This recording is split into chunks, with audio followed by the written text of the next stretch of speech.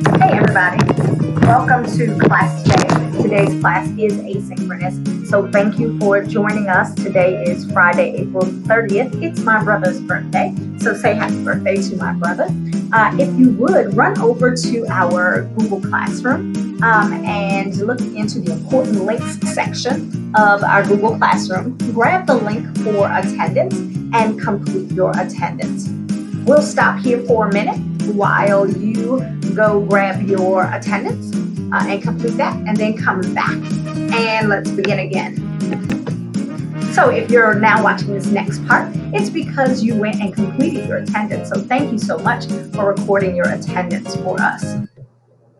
So today again is Friday, April the 30th, and we are calling today Poetry of the Harlem Renaissance. This is week 12 and day 2, so that means we have 7 more weeks left of school. And I am Miss Ransome-Clark, your African-American Studies teacher. So our agenda looks pretty short for today. Take a minute to look at the agenda. It's on your screen. And although it looks like it's pretty short, there is a lot to cover today. Thank you for watching this video and following it through to the end, following all of the directions. You know, this video is much like videos you received last year when we were doing all of our instruction asynchronously. So yeah, follow this to the end and follow the directions carefully, please. So our objective today is that students will be able to explain the central idea of poems both by Langston Hughes and McKay. We were going to do Margaret Walker, but that'll take a little too long, so we'll come back to her on Tuesday. But we're also going to talk about how do the stories we read, see, and hear about Black people during the Harlem Renaissance impact the way we see ourselves and the world. Oh yeah, and don't forget, next Friday we have a quiz on the Harlem Renaissance, so please continue to review your notes each night so that you will be prepared for the exam next week. And you know, it's time to transition. It's time to transition. So if you are laying in the bed or, you know, under the covers, it's time to come from under the covers and to get connected to class. If you need to, stop this video for a moment so that you can get yourself together and be ready to do your work.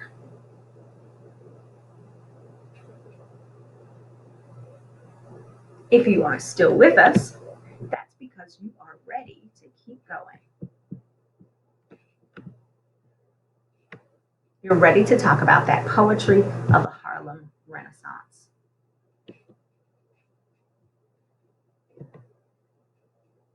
So the first person we'll talk about is the prolific poet Langston Hughes. We're going to listen to a piece of his poetry. You know, you can go ahead and go back to the Google Classroom, assignment number 30 this time, and pull up the text of Langston Hughes's poem, Mother to Son. Last week, we read the poem, or Tuesday actually, we read the poem Harlem, which spoke about a dream being deferred. What is it like when a dream is put off or postponed? Today, we'll talk about his poem, Mother to Son. So grab assignment number 30. Again, you can pause the video if you need to go grab the poem. You need a minute, and then come back and start this video again. We're going to now listen to Mother to Son, read by Langston Hughes himself. Oh, and in that assignment number 30, it does ask you to give your personal response to the poem. So you're going to listen to the poem, write your personal response, listen to the poem again, and then answer the questions. So let's listen.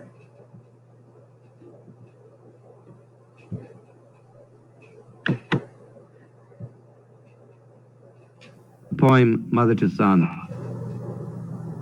Well, son, I'll tell you, life for me ain't been no crystal stair.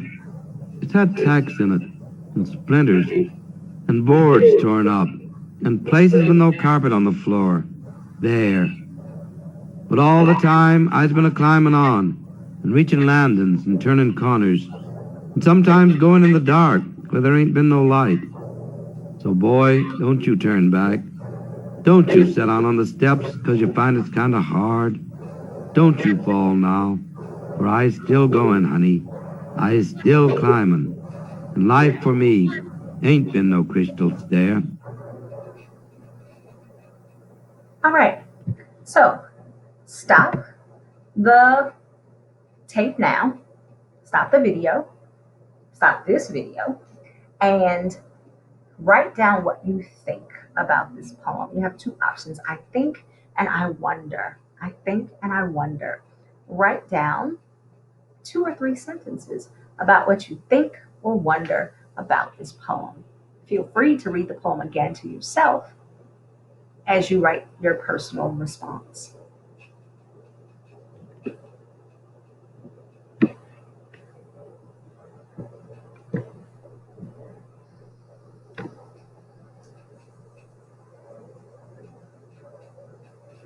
Now that you've written your personal response, let's listen to the poem one more time before you answer questions about the poem. Poem, Mother to Son. Well, son, I'll tell you, life for me ain't been no crystal stair.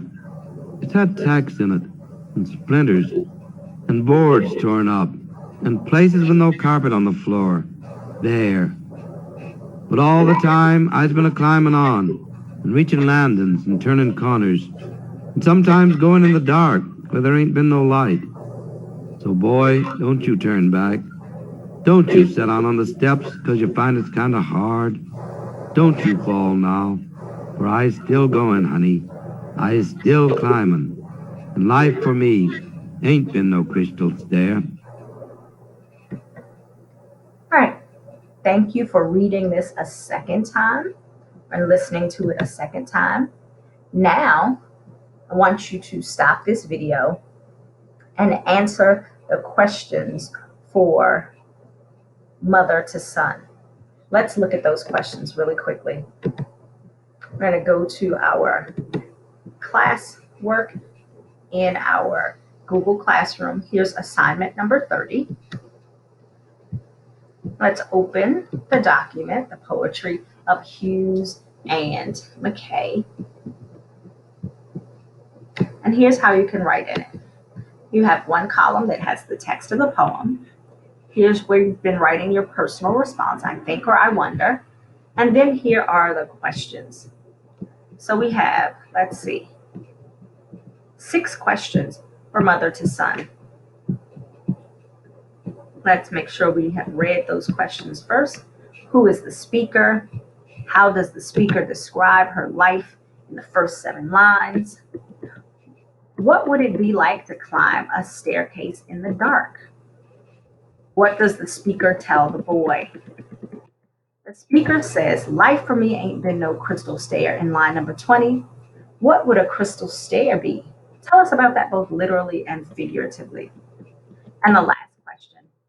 In your opinion, do all Americans have equal access to the American dream? What are some of the factors that could make it easier or harder to achieve happiness in America? Why do you think Harlem Renaissance writers focused on the American dream? So go ahead and stop the video and answer those 6 questions for Langston Hughes' poem, Mother to Son.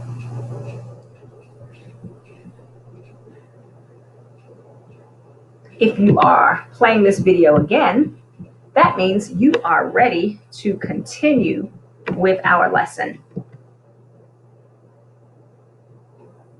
We've just watched and listened to Langston Hughes read Mother to Son. And now it's time to meet Claude McKay. Claude McKay is a Jamaican immigrant who, in his poetry, celebrated peasant life on the island and described the strife of American racism in his poetry. The poem we're going to listen to by Claude McKay is entitled If We Must Die. This version on YouTube was recorded by the actor and rapper Ice-T. So take a listen.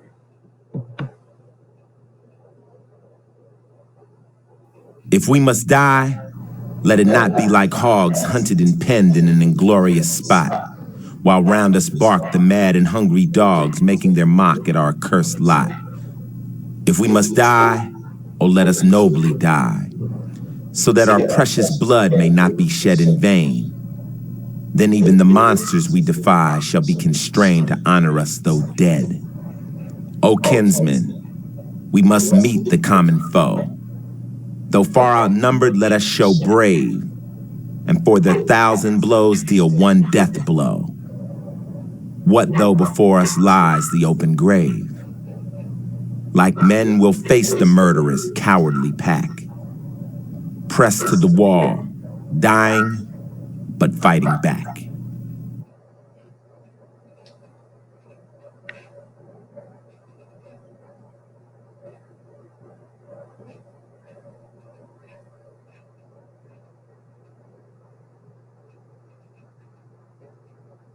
All right, so now that we've listened to the video, or listened to the poem, If We Must Die, stop this video and go and write your response. Again, you have those two phrases, I think and I wonder. Stop this video and then respond. When you finish responding, come back to this video and let's watch and listen one more time in order to answer the questions that go along with If We Must Die.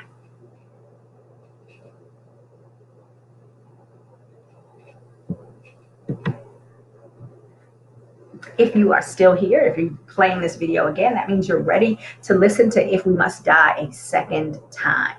So upon your second listening or your second reading of the poem, you are going to answer some questions for If We Must Die. Let's take a look at the questions. Let's go back over to our assignment number 30. And it's on the same page as the Hughes questions. So let's scroll down, and here's the text of If We Must Die. So the questions that we're going to answer for If We Must Die after our second listening is, how would you describe the speaker's attitude toward death? What is the speaker's advice to his audience? What is this poem mostly about? According to the speaker, how should a person face death? Explain your answer. Number 5, based on your experience, how do people face death? Cite evidence from your own life, other literature, art, or history in your answer. Number 6, consider the time period during which McKay wrote If We Must Die. Oh, I've put in a link to an NPR interview about the Red Summer of 1919, which is part of what fueled McKay to write this poem. So definitely listen to that 4-minute podcast, okay?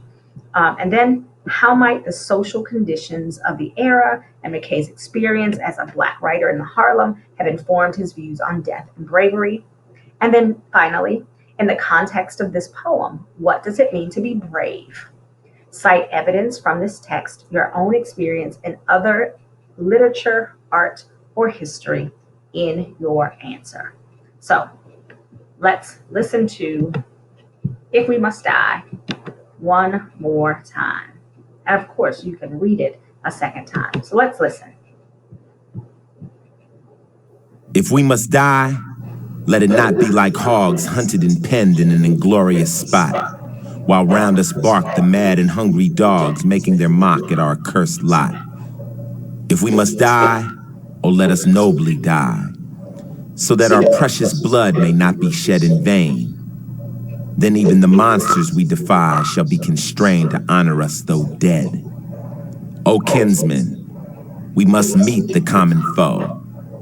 Though far outnumbered, let us show brave, and for their 1,000 blows deal one death blow. What though before us lies the open grave? Like men, we'll face the murderous, cowardly pack, pressed to the wall, dying, but fighting back. All right, go ahead and pause this video now.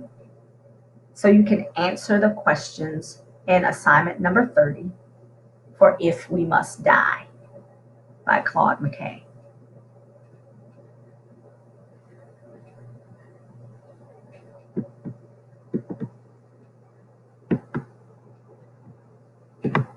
So if you are still here, that means that you have read each one of the poems, that you've given your personal response to each one of the poems, and that you've answered all the questions to each one of the poems. I am so very thankful, so grateful that you worked diligently today. I know it's often hard when I'm not in class and we're not interacting, synchronously, but you did it. You answered all the questions, you read all the poems, you even went to that link for the NPR article about the Red Summer of 1919, and you got some additional historical context for these writings. So make sure you hit submit and turn in assignment number 30.